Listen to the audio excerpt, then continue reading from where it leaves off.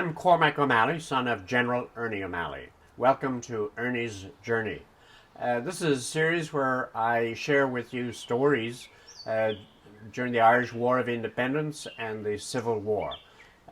It's how Ernie leaves his home, goes on the run, trains thousands of volunteers to fight against the British, and becomes involved throughout Ireland as an IRA organizer.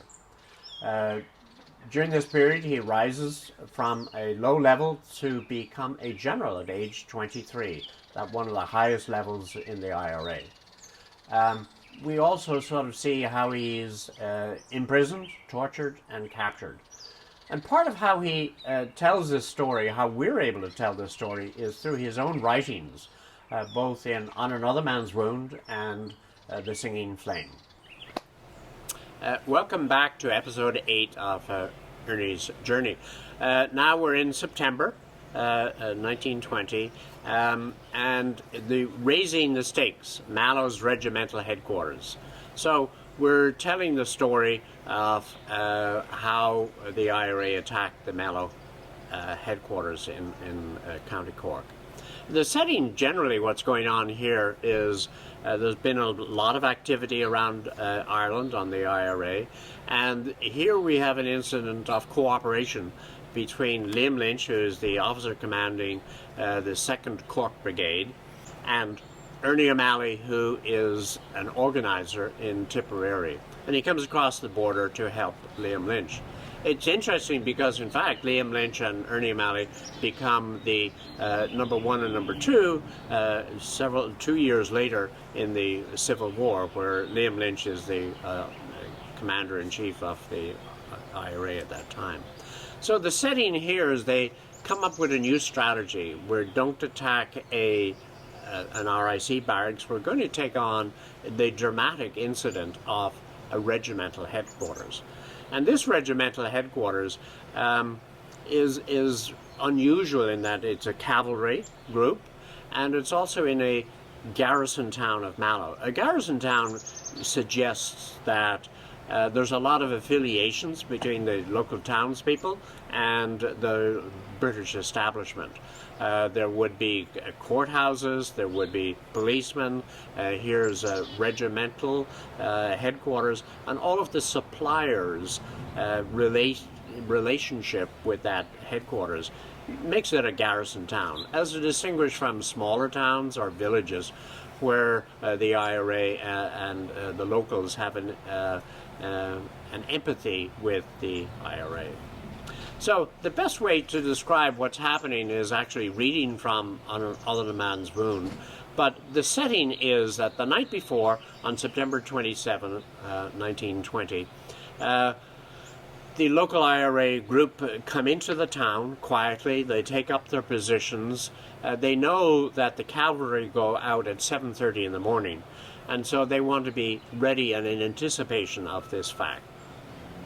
So what happens at 7:30 is the cavalry go out, and they know that there are very few people, only 15 or 20 soldiers left in the cavalry headquarters. So here is how Ernie describes it. I pulled my trousers out over my long boots, placed a parabellum automatic in the breast pocket of my coat, and borrowed an overcoat, which I put on. Liam shook hands with me as I left by the back door. "I hope nothing goes wrong with the timing," he said, "or you'll find yourself holding up a barracks alone." I walked up to the gate. Paddy O'Brien from the column was some distance behind. I knocked. A face with a tin hat on its head peered out through the iron grating. "What do you want?" said a voice. "I've a letter for the officer commanding." He unbolted the door. I passed through. He closed it. He stood in a half-on-guard position, the bayonet of his rifle pointed at me. About 15 yards away was a group of lancers. Others stood around the barracks yard. I held the letter in my left hand as he stretched out for it. I bent down and put on the safety catch of his rifle so that he could not fire.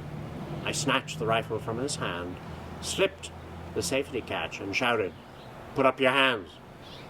He put them up quickly. I backed and opened the door, and our men rushed in. The guardroom was held up as soon as I had disarmed the sentry. Motor cars drove in rapidly. Rifles, revolvers, lances, swords, ammunition and equipment were carried out to them. I heard a shot and saw a lancer fall as I rushed with 2 men for the officers' quarters, but I had no time to investigate. Upstairs we went to find an officer's room locked. With a smash, 3 of us broke in the door.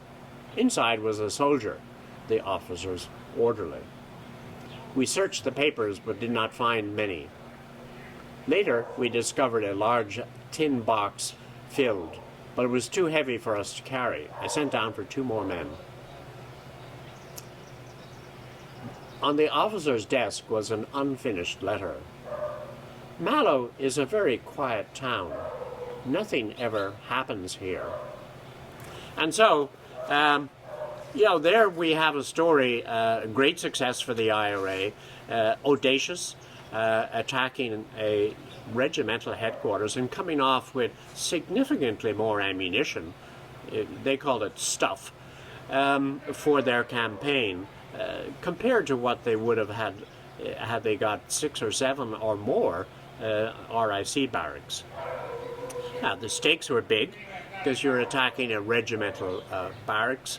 And if that was the wrong time, you would have 120, 150 people, soldiers, ready to shoot you. But their timing was perfect, and it really worked quite effectively. So that evening, in fact, the whole episode was over in under half an hour. And so they backed out of the town, and they started back up the hills, later that evening, Ernie reports in on another man's wound what they see in the background. We halted from time to time on rising ground to look towards the town of Mallow. At first we could see a faint haze, lights of Mallow. Then it dimmed as we moved on. Nothing had happened. Later we saw a dim glare, but as we watched, it seemed to disappear. Could it be the town? The men would surely defend it. Some hours later we came to a high hill, and as the ponies struggled on the bad road, the men jumped out and ran up quickly. Away in the distance were flickers of light, separated by intervals of darkness. The flames leapt up as the wind increased. It was Mallow. "Oh, I hope to God it rains," said the adjutant. Another pointed to a big glare in the center. "What's that?" he said. "Oh, it must be the creamery. That means 300 out of work." And so what had happened was, in retaliation that evening, the Black and Tans, the regimental people, and others had decided to burn the village of Mallow in retaliation. And that meant, the places of employment, 6 or 7 major buildings were blown up, the creamery, the local cooperative, and it was devastation for the town. And indeed, the London Times the next day wrote an editorial of saying how reprehensible the action in retaliation was. And they pointed out that what is appropriate under these circumstances is that a search go on for the culprits and that they be brought to justice, but not that justice be impaled on a town and a community. So, now, what is happening in the rest of Ireland at this time? We can see that there are significant more incidents occurring in the towns of Leitrim, of Dublin, Clare, Roscommon, in Kerry, and again in Clare. And so the IRA have been spurred on to action. Civilian population have been more tolerant of the activities of the IRA, and sort of nationalism is really coming to the fore once again. And it's significant that to see what Ernie has done, once again, taking a position of action, in this case, audacious action, and risking his life. So, join you next time for another Ernie's Journey.